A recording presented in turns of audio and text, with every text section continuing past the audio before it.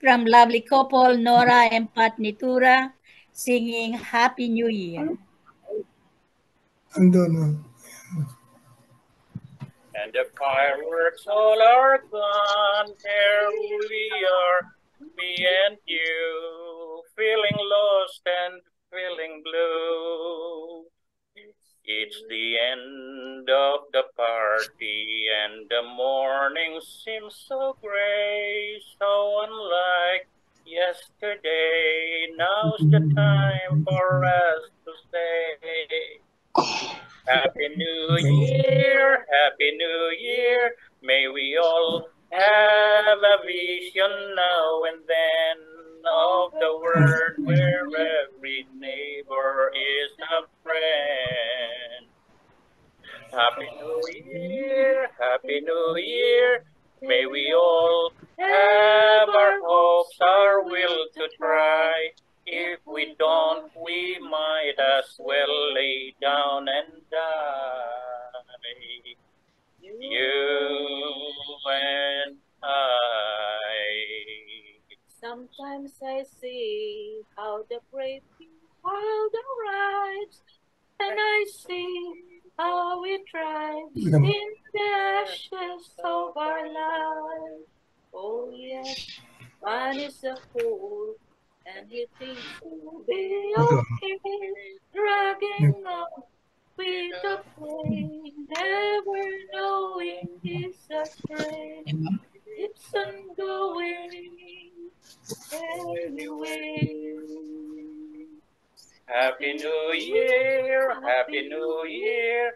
May we all have a vision now and then of a world where every neighbor is a friend. Happy New Year, Happy New Year. May we all have our hopes and will to try. If we don't, we might as well lay down and die. You and I. Seems to me now that the dreams we had before are all dead. Nothing more than confetti on the floor. It's the end of a decade and another 10 years' time. Who can say what we'll find? What in the end of our lifetime? Happy New Year, Happy New Year. May we all have a vision now and then of a world where every neighbor is a friend. Happy New Year, Happy New Year. May we all have our hopes and will to try. If we don't, we might as well lay down and die. You and I. Happy New Year! Happy New Year! Happy New Year! The vocal group composed of Rino, Amor, Pat, and Josie will sing What a Wonderful World.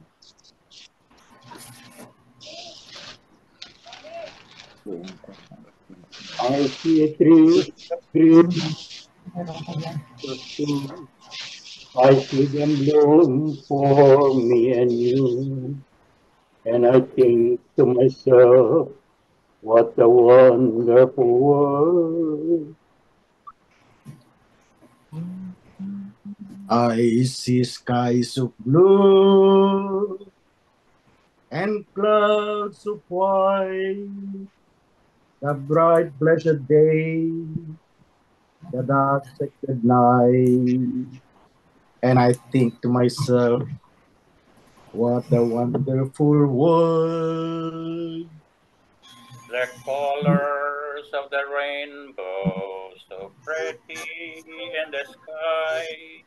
are also on the faces of people going by. I shake friends, shaking hands, saying, how do you do? And they're really saying, I love you. I hear babies cry. I watch them grow. They learn much more than I know. And I think to myself, what a wonderful world. And I think to myself, what a wonderful world. Wow. Nag-i-still. Thank you. Okay. Next is Beauty 101 class, which is about the beauty and wellness for the elderly by Aurora Vivas. Magandang linigong bagong taon sa inyong lahat. Happy New Year 2024. And this is the color of the year in the Philippines page. Ewan ko sa Amerika kung ano ang inyong ano ngayon. Ano yung color of the year yan sa inyo? Dito sa Pilipinas ay ito. Ito ang color of the year, peach. Parang green dito eh. At green. Dito sa amin ay ito ngayon. Color of the year. Kaya pag pumupunta ka sa mall, puro karamihan ay ganito ang Puro kulay. ganyan. Naka-display. Naka-display. Nung gumagawa pa lang si Kaylee ng program para sa New Year, nag-post siya ng isang tanong sa chatroom. Ewan ko kung nabasa nyo. Ang tanong niya, dapat pa ba tayong gumawa ng New Year's resolution ngayon sa program daw natin? And one of us, sana ko doon, any of us, ang nagsabi na wag na lang. Natutupad ba yung ating New Year's resolution? Hindi. Hindi. Di ba? Okay. Dahil ngayon ay 2024, January, start of the year. Jen, huminto ka muna dyan. This is the best time of the year when many of us seniors choose to make changes in relation to our health.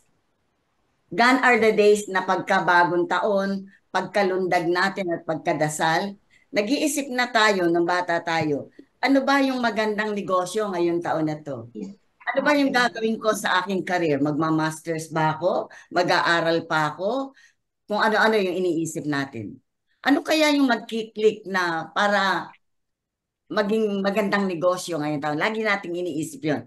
Finances, lagi. Paano natin madadagdagan o ang ating kita sa buong taon? Pero, sabi ko nga, eto na tayo sa estado ng buhay natin. Gone are the days na nag-iisip na tayo ng tungkol pa sa pagpaparami ng pera, pagpapalago ng ating careers. Wala na po tayo doon. Eto na po tayo sa health. Ito na po yung ating goal. Tayong nandito ngayon sa KND. Narinig ko kanina, sabi ni Feli, new dreams, new spirit, new ways. Diba? Pero aminin natin at sa hindi, ito yung ating laging concern sa ating sarili ngayong taon. Now, there are two kinds of health. Isa na nga yung physical health. This is the state of our body. Ano ba yung kalagayan? May sakit ba tayo? May dinaramdam ba tayo? Malakas ba tayo? Malakas pa ba yung buto natin? Ang ating katawan, ang sirkulasyon ng dugo natin, maayos ba ang pagdaloy? Dito lagi nakakoncern yung ating focus ngayon. Ewan ko kung lahat tayo ganun.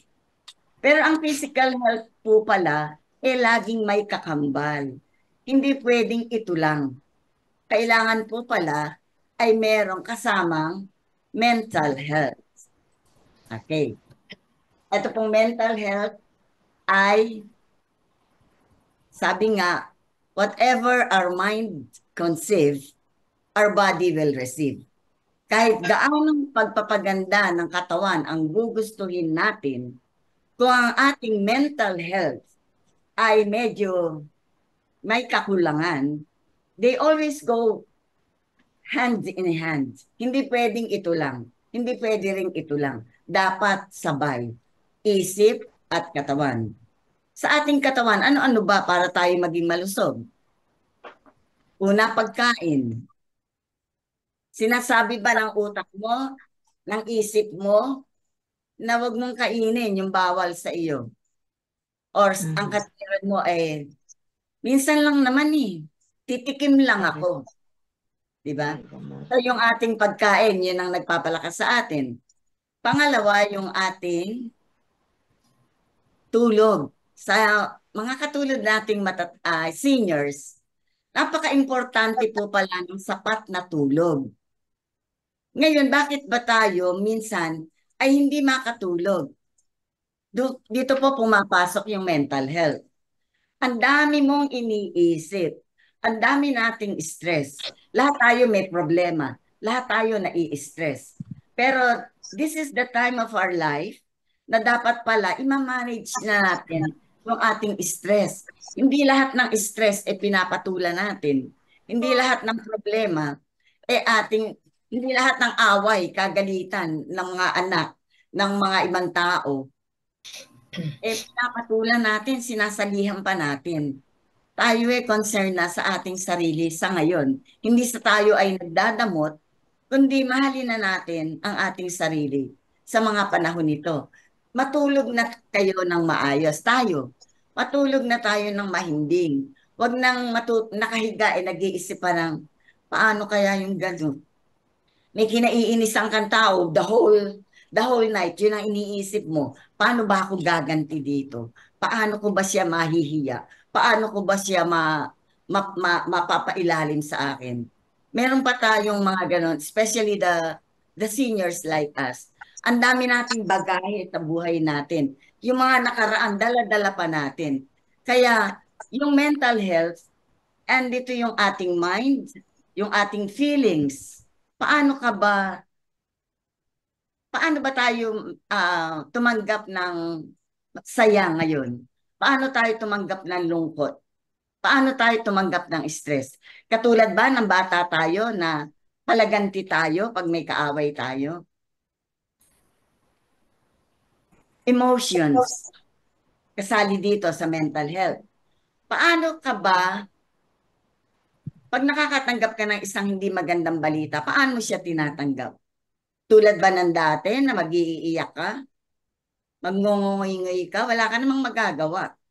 So, pipiliin na pala natin i-manage na natin yung ating stress. Piliin na lang natin. Ano ba yung dapat mong patulan? Sino ba yung dapat mong salihan? Sabi nga, hindi lahat ng gulo sasalihan mo. Gulo ng anak mo, gulo nila yon. Siguro nandun ka lang para makinig at magpayo. Pero para kumampi, para sabihin na yung isa nga, oo, ganun nga siya. Wala na po tayo sa ganong posisyon. Nandoon na pa tayo sa posisyon na pag nag-aaway-away at mayroong hindi pagkakaunawaan ng ating mga anak, makikinig na lang tayo. Huwag na tayong makisali. Huwag na nating hayaan na mainis pa sila sa atin dahil sa ating pakikilihok sa kanilang mga kagalitan. Okay. So, physical and mental health, they go hand in hand. Yun lang po. Maraming pong salamat sa inyo lahat. Happy New Year. Happy New Year. Very good. Talagang kinakailangan ng physical at saka mental health natin. Kasama pala yun. Hindi pala pwedeng physical lang. Hindi Exercise pwede. ka lang. Ang isip mo na maiising, pagnoting ka. Alisin na pala natin mapaghinala. Kaya baby, sabi ng anak ko, pa-appointment na raw ako. Tigilan. Kailangan pala mental health Pa-appointment na raw ako. Kasi karamihan sa ating mga matatanda, ganun talaga tayo Ayan na sila. Bali sa